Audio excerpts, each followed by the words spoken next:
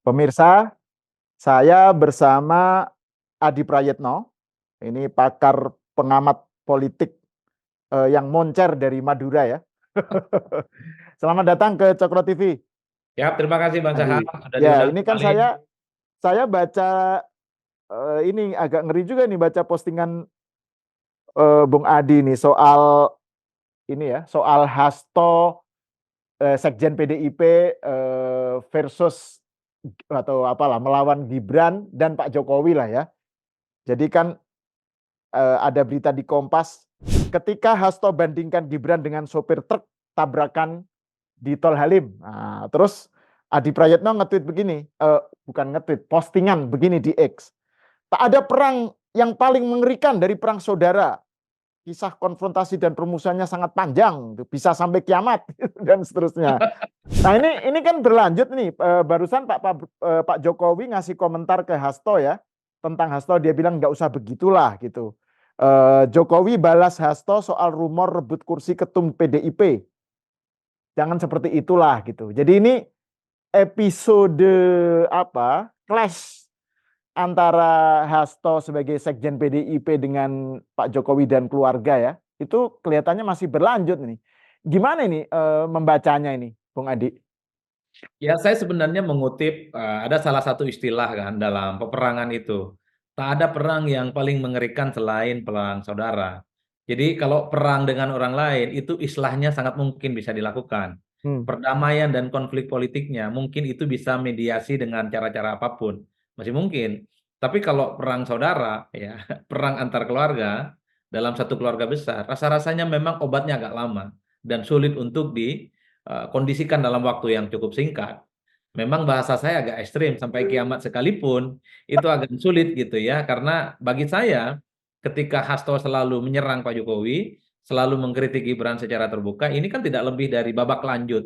Bagaimana hubungan antara Jokowi dan PDIP itu sebenarnya Hmm. sudah bukan hanya wassalam, tapi memang sudah tak lagi bisa diselamatkan. Bagi saya, ketika Jokowi dengan Hasto dan PDIP secara umum terjadi konfrontasi akibat pemilu di 2024 yang berbeda, ini kan pecah kongsi. Ini kan perang saudara. Ini kan perang yang menurut saya agak sulit untuk dicarikan titik temunya. Makanya tidak mengherankan kalau beberapa waktu yang lalu elit PDIP mengatakan bahwa mereka nggak ada persoalan dengan Gerindra. Bahwa mereka nggak ada soal dengan Prabowo Subianto. Mereka itu hanya punya masalah dengan Pak Jokowi. Itu kan pernyataan yang menurut saya eksepsional. Di negara ini bagi PDIP itu bisa menjadi kawan. Dan pada saat yang sama bisa menjadi kawan. Gitu kan begitu jalan ceritanya. Tapi tidak dengan Pak Jokowi dan Gibran plus keluarga besarnya. Kan ini yang saya sebut sebagai efek dari perang saudara yang nggak berkesudahan. Saya mencoba untuk membangun satu argumentasi ini kan didasarkan pada satu realitas politik yang selama ini menurut saya belum terbantahkan. Saya membayangkan SBY dan Bu Mega misalnya, ini kan nggak akur. Hmm. Sementara kita juga tahu bahwa kesalahan SBY saat itu kan tidak salah-salah amat. Karena SBY misalnya saat itu hanya menyembunyikan keinginannya untuk maju pilpres, tapi tiba-tiba maju pilpres dan itu yang kemudian membuat ya bahwa konfrontasi antara SBY dan Bu Mega sampai saat ini tidak temu. Apalagi ini terjadi pada Pak Jokowi dan keluarga besarnya. Setelah 23 tahun bersama, di Solo bersama 2 periode, Jakarta bersama, Pilpres 2 periode bersama, tiba-tiba pisah jalan. Rasa-rasanya untuk menyatukan PDIP dan Pak Jokowi itu sulit untuk kita bayangkan di masa yang akan datang, Pak. Inilah Hmm. yang saya sebut ini efek kekecewaan karena ini terjadi antara keluarga besar yang ada di PDIP selama ini. Jadi jadi itu rumit bagi saya membayangkan bagaimana istilah politiknya. Makanya sepanjang pemilu di 2024 yang banyak dikritik oleh Pak Hasto, yang banyak diserang oleh kawan-kawan PDIP, itu bukan Prabowo, tapi Gibran dan Pak Jokowi. Hmm. Kan Hmm. itu yang Hmm. terjadi. Itu Ya. artinya apa? Ini adalah ekspresi kekecewaan. Bahwa Jokowi yang dianggap sebagai keluarga besar mereka selama ini, yang nyatanya kemudian belok arah, belok di tikungan akhir, mendukung Prabowo Subianto, dan mengalahkan Pak Ganjar dan Pak Mahfud. Ini yang menurut saya menjadi titik gempa bagaimana hubungan antara PDIP dan keluarga besar Pak Jokowi sampai hari ini itu tidak bisa diselamatkan. Dan bahkan saya memprediksi untuk beberapa masa-masa yang akan datang, rasa-rasanya sulit, Bang, ini menemukan titik terang. Dan bahkan sulit ada orang yang mampu memediasi ini semua. Karena ini Hmm. sangat ideologis dan mungkin sangat personal. Mhm. SBY saja yang kesalahan politiknya tidak terlampau signifikan sampai saat ini sudah hampir 20 tahun itu belum terjadi islah. Apalagi dengan Pak Jokowi yang jelas-jelas merasa dibesarkan, Hmm. jelas-jelas bersama selama kurang lebih 23 tahun, akhirnya berpisah jalan, berkongsi dengan rival politiknya, Prabowo Subianto mengalahkan jagoan-jagoan dari PDIP. Itu yang Hmm. kemudian disampaikan oleh elit-elit PDIP. Kata Deddy Sitorus mengatakan, ya mana mungkin kita mau baik-baik dengan Pak Jokowi. Toh membakar rumah besarnya kok namanya PDIP, pilpresnya dikalahkan, Hmm. pileknya turun 3%. Ini adalah luka hati yang sebenarnya menurut saya sampai saat ini belum selesai. Ekspresi kekecewaan. Betapa kawan-kawan PDIP sampai hari ini masih belum bisa menerima dari Hmm. manuver politik yang dilakukan oleh Pak Jokowi. Terutama ketika merestui Gibran, berpasangan dengan Pak Prabowo Subianto di 2024 dan mengalahkan jagoan mereka, Pak Ganjar dan Pak Mahfud MD. Saya kira di situ konteksnya. Nah, tapi itu kalau misalnya memang ada sesuatu yang sudah tak bisa dijembatani ya, antara Pak Jokowi dan Gibran di satu pihak dengan Hasto atau PDIP ya. Kenapa nggak dipecat aja? Ini kan yang masih menjadi pertanyaan publik kan, Pak Jokowi sekarang masih di PDIP, Gibran masih di PDIP. Kenapa tidak ada tindakan organisatoris gitu ya? Ini kan beda misalnya dengan Budiman. Budiman Sujatmiko kan langsung dipecat tuh. Padahal dia hanya merapat ke, bukan hanya lah ya, dia begitu dia datang ke Kartanegara, terus bertemu Prabowo, langsung kemudian tidak lama lagi dipecat. Tapi Jokowi dan Gibran tidak diapa-apain. Jadi ini gimana membaca, kenapa tetap dipertahankan sebagai tanda kutip kalau istilahnya Bung Adi tadi saudara, kenapa nggak dipecat aja sekalian gitu? Gimana? Kenapa tidak ada pemecatan itu? Gimana itu? Ya, saya kira dua hal ya. Pertama, pecat memecat itu kan persoalan teknis. Jadi Hmm. sekalipun Jokowi, Gibran itu tidak dipecat, kan orang juga tahu bahwa hubungan mereka ini sudah wassalam, Bang. Udah nggak Hmm. bisa diselamatkan. Kenapa wassalam? Ya secara diametral berbeda kok secara politik. Jelas-jelas Jokowi itu tidak mengusung Pak Ganjar dan Pak Mahfud yang merupakan keputusan politik PDIP. Jadi mau pakai kartu PDIP tetap disaku ataupun tidak itu udah nggak penting dan nggak terlampau relevan lagi untuk diperbincangkan. Yang jelas Jokowi sudah bukan lagi menjadi bagian dari PDIP. Mungkin bajunya iya, KTA-nya iya belum dikembalikan. Tapi secara prinsip, secara ideologi, secara kepentingan politik, PDIP tak lagi bersama dengan Pak Jokowi. Pak Hmm. Jokowi tak lagi bersama dengan PDIP. Nah yang kedua, ya tentu PDIP sedang berhitung betul, memecat dan memberhentikan secara terbuka, seperti yang terjadi pada Budiman, tentu tidak bagus secara komunikasi politik, karena apapun per hari ini, tingkat kepercayaan publik, respek publik, dukungan publik terhadap Jokowi dan Gibran itu besar. Tentu PDIP itu tidak mau melawan arus besar yang sebenarnya ini tidak terlampau penting juga bagi mereka, apalagi Pilpres sudah selesai. Ya tinggal Hmm. bagi mereka diambangkan saja, tinggal nunggu waktu bahwa Pak Jokowi dan Gibran ini ya secara perlahan memang sudah akan dikubur oleh Hmm. publik yang tak lagi sudah menjadi bagian dari bagian PDIP secara umum. Tapi yang saya baca kenapa tidak dipecat, kenapa tidak diberhentikan, kenapa KTA-nya tidak dicabut? Ya ini soal bagaimana membangun komunikasi publik aja kepada publik, Hmm. terutama yang dilakukan oleh kawan-kawan PDIP. Karena memang secara umum ya tingkat kesukaan orang kepada Pak Jokowi, dukungan terhadap Gibran per hari ini kan masih kuat, Bang. Itu nggak baik dan tentu tidak kondusif. Oleh Hmm. karena itu, bagi saya sepertinya memang bagi PDIP ke depan Pak Jokowi dan Gibran plus keluarga besarnya yang selama ini terafiliasi ke PDIP itu hanya diambangkan aja. Laya mutu walayah ya. Jadi jadi Ada sebagai kader PDIP tapi tidak dianggap kan kira-kira ya, begitu. ya, betul, betul, betul. Kan Nah, begitu terus saja. tapi gini, Bung Adi, kan ada juga yang membaca situasi ini sebagai bahwa ini tidak mencerminkan keseluruhan PDIP, karena ada yang bilang bahwa PDIP itu secara umum ada faksi-faksi lah, ada dua faksi utama lah gitu ya. Ada faksinya Mas Nanan yang konfrontatif terhadap Pak Jokowi dan Gibran, yaitu dicerminkan oleh sikapnya Mas Hasto gitu ya. Tapi ada juga kubu yang lebih akomodatif seperti Mbak Puan dan Pak Bambang Pacul gitu misalnya. Jadi ini yang dicetuskan atau yang disuarakan Mas Hasto itu sebenarnya tidak mewakili keseluruhan PDIP, tapi itu justru hanya sayap PDIP yang keras gitu terhadap Jokowi gitu. Sementara ada sayap lain yang mungkin juga tidak kalah besar sebenarnya di PDIP ya, Mbak Puan dan Bambang Pacul gitu. Yang mungkin mereka inilah yang nanti setelah pemilu justru jangan-jangan lebih berperan. Menurut Anda gimana bacaan semacam ini?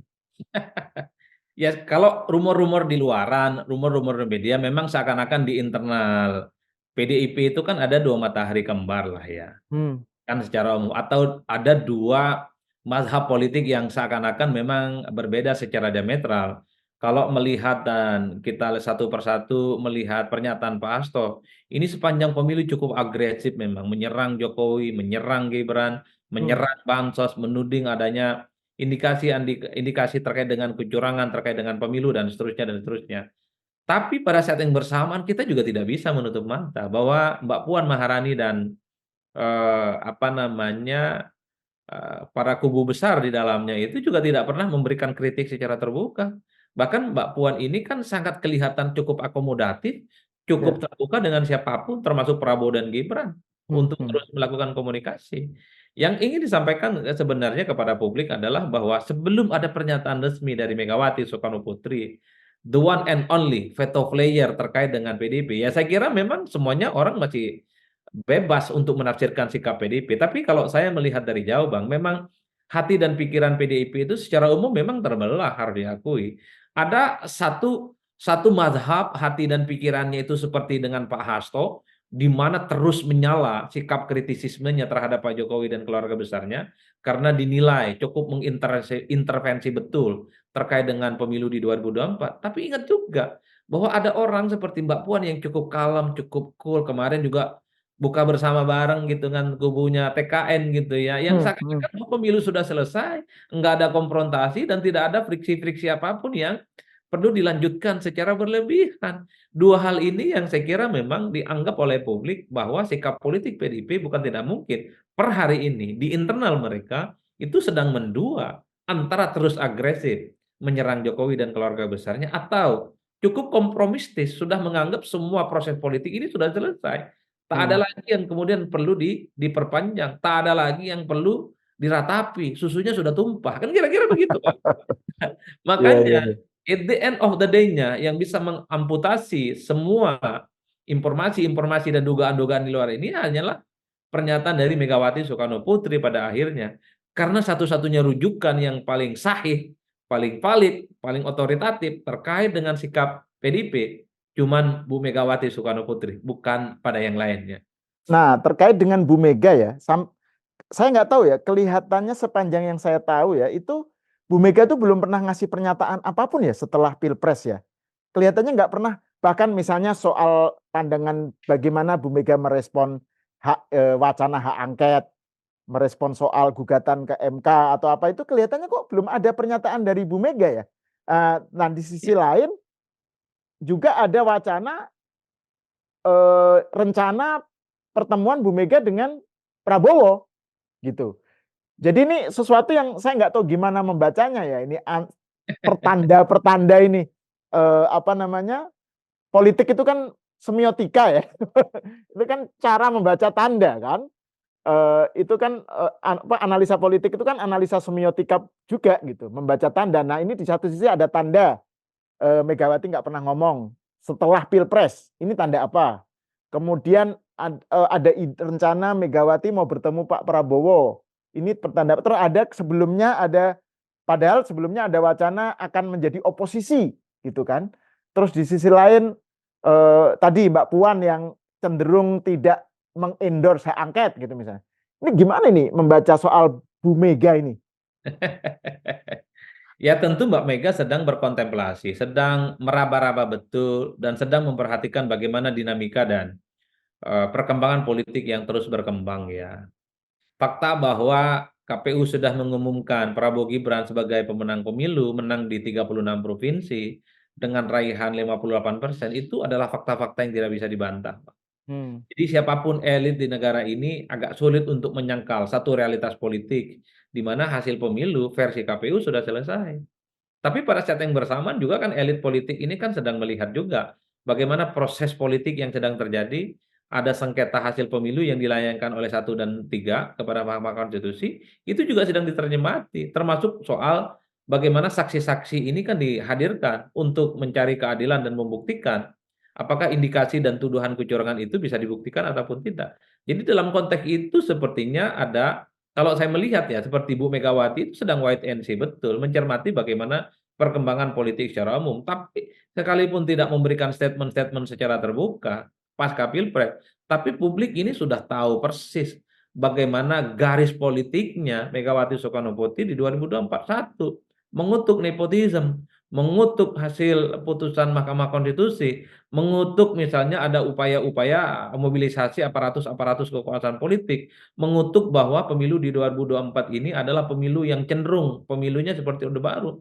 Empat garis Hmm. besar inilah yang sepertinya diterjemahkan betul oleh Pak Hasto dalam statement-statement politiknya, diterjemahkan betul oleh teman-teman PDIP yang selama ini cukup kritis sepanjang proses pemilu itu. Jadi terlepas dari apapun hasil dari pemilu hari ini, terlepas apapun hasil sengketa pemilu per hari ini, tapi kan publik sudah membaca bahwa Megawati itu punya standing position terkait dengan Pilpres, bahwa mengutuk semua kedoliman, mengutuk semua kecurangan-kecurangan, mengutuk bagaimana demokrasi itu diporak-porandakan dan seterusnya.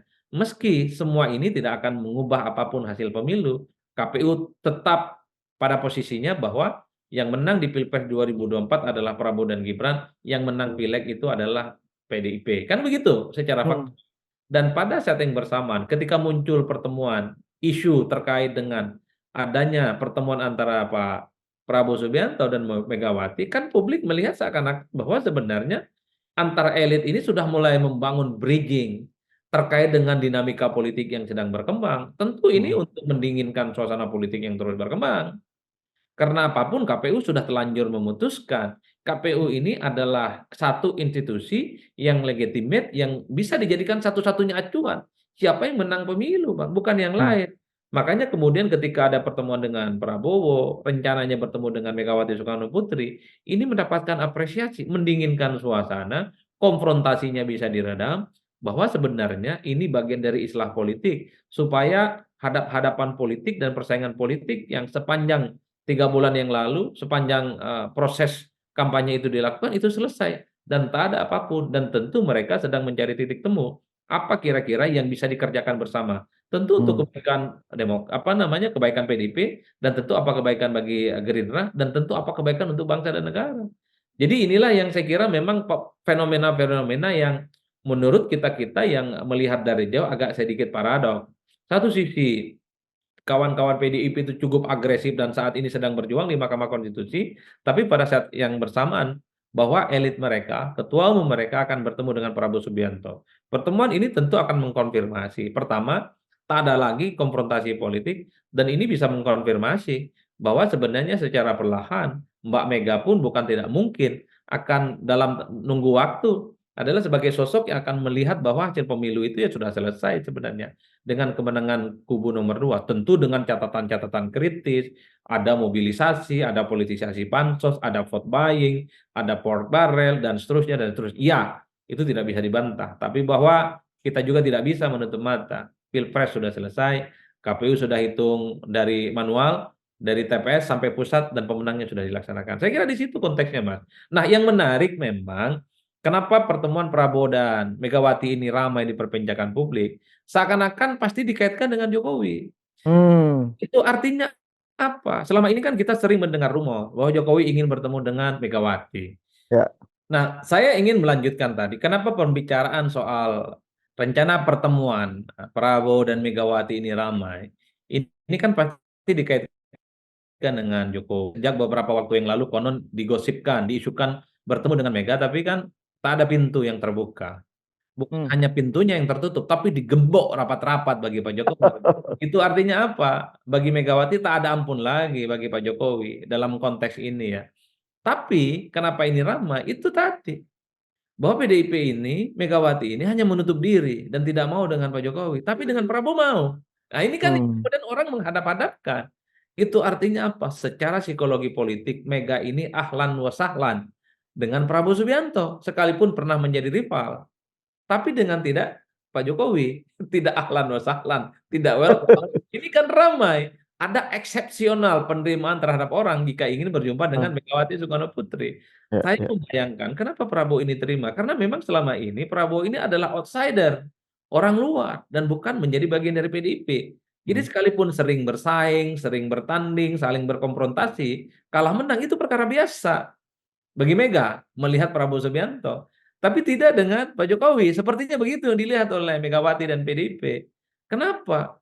Kalau PDIP itu suaranya digembosi di Pileg, kalau dikalahkan di Pilpres oleh Prabowo Subianto, mungkin akan menerima. Karena Prabowo orang luar. Tapi kalau yang melakukan penggembosan atau PDIP itu turun karena efek Jokowi ngebelot, pisah jalan, atau karena Jokowi misalnya memajukan Gibran merestui maju di 2024, itu yang sepertinya per hari ini nggak diterima, Bang. Ya, ya. Tapi bagaimana dengan tadi itu, dengan yang saya sebut soal rencana atau keinginan PDIP menjadi partai oposisi itu? Karena saya kan itu kan terkait juga dengan cara mereka menyikapi hasil Pilpres kan. Nah, Kalau itu kalau misalnya tadi jadi pertemuan Megawati dan Prabowo, itu wacana soal oposisi gimana menurut Anda? Akan bagi lanjut saya atau pertemuan gimana?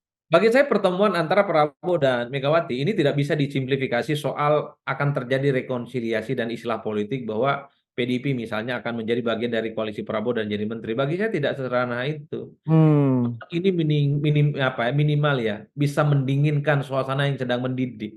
Tidak oke. tidak lagi terjadi konfrontasi. Saya membaca per hari ini PDIP itu satu-satunya partai politik yang paling siap jadi oposisi. Hmm, Berulang kali Hasto mengatakan, sejumlah elit PDIP mengatakan bahwa mereka ini di 2024 siap jadi oposisi. Sekalipun belum ada keputusan resmi dari Megawati sebagai ketua umum partai. Tapi kalau melihat DNA dan gen politik mereka di 2024, mereka siap jadi oposisi. Itu yang pertama, Bang. Jadi mereka itu sangat siap berada di luar kekuatan. Yang kedua, pertemuan ini tentu banyak hal yang dibicarakan. Sekalipun terjadi islah dan koalisi politik, ini bukan soal menteri dan nggak menteri, minimal mungkin ya. Kawan-kawan PDIP sedang berhitung betul supaya Undang-Undang MD3 tidak diubah di DPR. Di mana Undang-Undang MD3 itu menyebutkan bahwa pemenang pileg otomatis akan mendapatkan jatah ketua DPR. Kalau kawan-kawan PDIP secara diametral berkonfrontasi dengan kubu Prabowo Subianto yang jadi pemenang pemilu, bukan tidak mungkin akan terjadi kasak kusuk dan gonjang-ganjing supaya Undang-Undang MD3 itu diubah supaya jatah hmm, PDIP otomatis jadi ketua DPR itu bisa hilang. Itu kan juga bagian dari islah politik. Itu juga bagian dari kompromi politik. Itu bagian dari negosiasi politik. Jadi kalau apa namanya Prabowo dengan partai yang lain, misalnya dengan Nasdem, dengan PKS, mungkin dengan PKB dan P3, konsesi politiknya itu adalah menteri. Tapi dengan PDIP pun mungkin dengan cara yang lain, ya. seperti supaya jatah kekuatan politik di parlemen tetap menjadi bagian dari PDIP, terutama posisi ketua ketua DPR kan itu, Bang. Itu yang pertama. Ke depan bagi saya, apakah PDIP akan menjadi koalisinya Prabowo ataupun tidak? Bagi saya sangat mungkin. Tapi sangat tergantung bagaimana hubungan politik antara Jokowi dan Prabowo Subianto. Hmm, Kalau hubungan politik antara Jokowi dan Prabowo Subianto ini tak lama lagi bulan madunya berakhir alias tak akur, bukan tidak mungkin di situ bagi PDIP ada kesempatan untuk masuk di dalamnya. Tapi kalau bulan madu antara Prabowo dan Jokowi ini panjang, lebih dari 3 tahun, 4 tahun, bahkan 5 tahun, rasa-rasanya bagi PDIP sulit untuk menjadi bagian dari Prabowo Subianto, apalagi menjadi bagian di dalamnya, karena di situ ada jarak psikologis yang tak mungkin bisa ketemu, ada faktor Gibran yang dianggap sebagai replika dari politiknya Pak Jokowi. Tapi kalau Prabowo dan Pak Jokowi tak lagi mesra, saya termasuk yang meyakini disitulah sepertinya PDIP sedang menghitung betul kalau diajak di dalam proposal tawaran rekonsiliasi bukan tak mungkin akan dipertimbangkan sebagai opsi-opsi rasional di masa yang akan datang, Wah. hmm, Jadi itu yang saya baca pergerakan elit terutama dua variabel kunci hubungan Jokowi dan Pak Prabowo Subianto yang menurut saya akan menjadi titik temu bagaimana partai-partai di luar koalisinya Prabowo merapat ataupun tidak termasuk PKS. Saya menduga PKS juga per hari ini jarak psikologis politiknya itu kan ada faktor Pak Jokowi, karena ada faktor Gibran. Secara diametral, PKS itu nggak ada permusuhan apapun dengan Prabowo. Lalu mereka 10 tahun kok dukung di hmm, Pilpres. Satu-satunya barrier kenapa PKS ini mau masuk kalau diajak ya, kecuali nggak diajak. Kalau diajak, ini kan ada faktor Gibran. Tapi kalau hubungan Prabowo dan Pak Jokowi ini tidak langgeng, bulan madunya cepat berakhir, bukan tak mungkin. Kasak kusuk informasi di luaran bahwa PKS juga ditawar menjadi bagian di dalamnya akan dipertimbangkan secara rasional. Hmm, ya, Jadi, ya. jadi per hari ini kalau kita melihat partai yang siap oposisi, anggaplah PDIP dan PKS, psychological barrier utama mereka adalah faktor Pak Jokowi. Tapi kalau Pak Hmm. Jokowi lagi dianggap tak dominan dalam koalisi Prabowo di masa yang akan datang, PKS dan PDIP bukan tak mungkin, Bang, akan menjadi bagian di dalamnya. Gitu aja sih saya melihatnya. Ya, ya. Artinya ini memang permainan masih, gamenya masih menarik ya untuk kedepannya Masih ya. menarik.